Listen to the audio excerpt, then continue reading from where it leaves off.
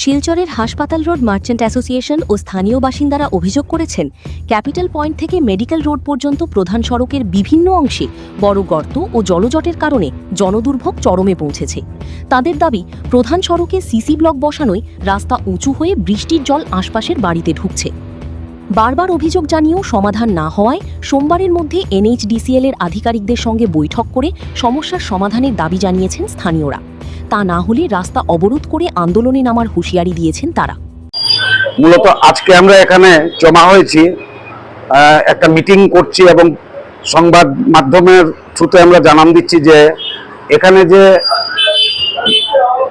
কাজ হচ্ছে রাস্তার, সেটা আজকে সকালবেলা আমরা দেখতে পেলাম যে গতকালকে রাত্রেবেলা পেভার্স ব্লক দিয়ে ন্যাশনাল হাইওয়ে হসপিটাল রোডস্থ এই জায়গাটার উপর একটা প্যাচ ওরা বানিয়েছে। সেটাতে আমরা সবাই চিন্তিত, কারণ এতে প্রথমত আমাদের মনে হচ্ছে এটা যে কাজটা যে সংস্থা করছে, এবং যেহেতু এটা সরকারি প্রকল্প, সরকারের টাকা খরচা করে কাজটা হচ্ছে, এই কাজের প্রথমে কোনো এস্টিমেট নাই, কোনো পোস্ট নেই, কোনো প্লেট নেই। The nature of the work, name of the work, constructions executed by the company, আমরা কেউই কিছু জানতে পারছি না। তাতে করে সমস্যাটা আরো বেশি হচ্ছে যে রাস্তা বারবার আমরা দেখছি যে মেরামতি হচ্ছে এবং রাস্তার হাইটগুলো বেড়ে যাচ্ছে। রাস্তার উচ্চতা বাড়াতে আমাদের হসপিটাল রোডের যারা বাসিন্দা আছি, যারা আমরা রেসিডেন্ট, আমাদের বাড়িগুলো নিচে চলে যাচ্ছে এবং আমরা নানাবিধ সমস্যার সম্মুখীন হচ্ছি। এতে আমাদের একটাই দাবি যে আপনাদের মাধ্যমে আমরা যে প্রতিষ্ঠান এই কাজগুলো করছে তাদেরকে জানান দেওয়া যে এই কাজগুলো সঠিকভাবে এস্টাবলিশড নর্মস অনুযায়ী রাস্তা বানানোর যে এস্টাবলিশড নর্মস রয়েছে, সেই নর্মস মেনে যেন কাজগুলো হয়। আমাদের হয়েছে না, এটা কোন আইনে কাজ করতেছে ওইটাই আমরা জানতাম চাই। আমরা ভুক্তভোগী তো এখানে, বৃষ্টি হলে আমরা বাড়ি ঘরে গিয়ে জল ঢুকে, ওই যে কান দোকানের পুরো বাড়ির ভিতরে জল ঢুকে, আমার দোকানের সামনে বাড়ির ভিতরে জল ঢুকে, এটা আমরা ভুক্তভোগী।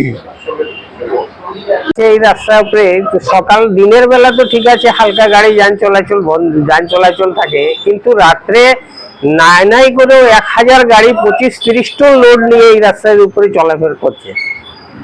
তারপরে এখান থেকে আপনি যাবেন NIT রাস্তা, এটা ইউনিভার্সিটির রাস্তা, এটা মেডিকেল কলেজের রাস্তা, এটা সোনাই ধোলাই সব দিকে যাওয়ার রাস্তা, এটা মিজোরাম যাওয়ার রাস্তা। এটা এই যে মেইন রাস্তাটা, এটাকে ন্যাশনাল হাইওয়ে বলা হয়। এই ন্যাশনাল হাইওয়েতে পেভার্স ব্লক বসানো কি যুক্তিসঙ্গত? আদৌ কি পেভার্স ব্লক অ্যালাউড আছে? আমরা তো জানি পেভার্স ব্লক অ্যালাউড নেই। আর এই রাস্তাটা কালকে রাত্রে, আজ পরশু দিন থেকে কালকে রাত্রের ভেতরে প্রায় 1 ফুট উঁচু হয়ে গেছে, প্রায় 1 ফুট উঁচু হয়ে গেছে। এই যে আগেই লোকদের যাদের এখানে বসত বাড়ি ছিল, দোকানপাট ছিল, জল ঢুকে যেত, আর এখন তো আরো কি হবে সমস্যা, সেটা কোনো বলার কথা নেই। আপনারা সবাই দেখতে পাচ্ছেন, আমাদের জনপ্রতিনিধিরা আছেন, খুব ভালো কাজ করছেন, তারা ওইদিকে একটু নজরটা দেবেন। আর যত তাড়াতাড়ি হোক এই পেভার্স ব্লক উঠিয়ে যা নর্মস মতো যদি রাস্তাটা হয়, সেটাই আমরা আশা করছি। 1976 to 2006 or 7 এই রাস্তাটা আমাদের এমন কোনো অসুবিধা হয়েছে না। একটা বড় ফুটপাথ আছিল, ফুটপাথটা বড়, উইডটা বড় আছিল আগে। তারপরে কি হয়েছে, নতুন ফুটপাথ করার নামে আমরা ফুটপাথের উইডটা ছোট হয়ে গেছে গিয়া, ওই দিক থেকে 10 ইঞ্চি, ওই দিক থেকে 10 ইঞ্চি কমাইয়া তারা ফুটপাথ করছে, ছোট্ট একটা ফুটপাথ।